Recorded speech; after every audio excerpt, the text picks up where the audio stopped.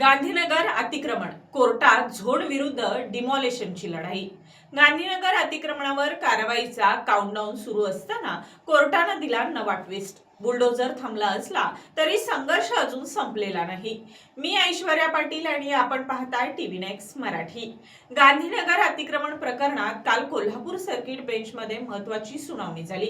177 मिळकतधारकांच्या याचिकेवर सुनावणी करताना न्यायालयानं सर्व याचिकाकर्ते आणि महापालिकेला 6 जुलैपर्यंत प्रतिज्ञापत्र सादर करण्याचे आदेश दिलेत। तोपर्यंत अतिक्रमणावरील कारवाई संदर्भातील यापूर्वीचे आदेश कायम ठेवण्यात आले आहेत। त्यामुळे गांधीनगर अतिक्रमणाचा वाद आता आणखी रंगणार आहे।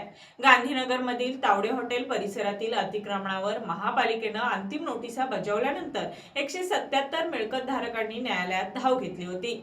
काल झालेल्या सुनावणीत याचिकाकर्त्यांनी 24 जून रोजी झालेल्या शासन बैठकीच्या इतिवृत्ताचा आधार घेत झोन बदल आणि स्थलांतराच्या निर्णयानुसार पुढील कारवाई करण्याची मागणी केली।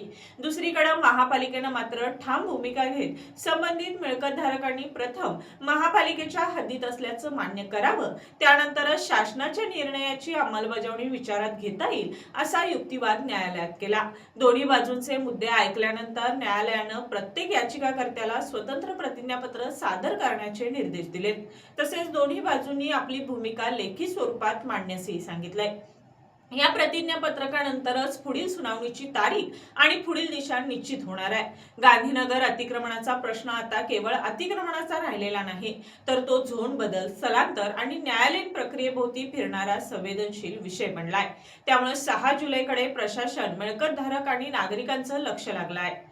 गांधीनगर अतिक्रमणावर बुलडोझर चालणार की झोन बदलाचा मार्ग खुला होणार, याचा पहिला संकेत आता 6 जुलै नंतरच मिळणार। पाहत रहा टीव्ही नेक्स्ट मराठी।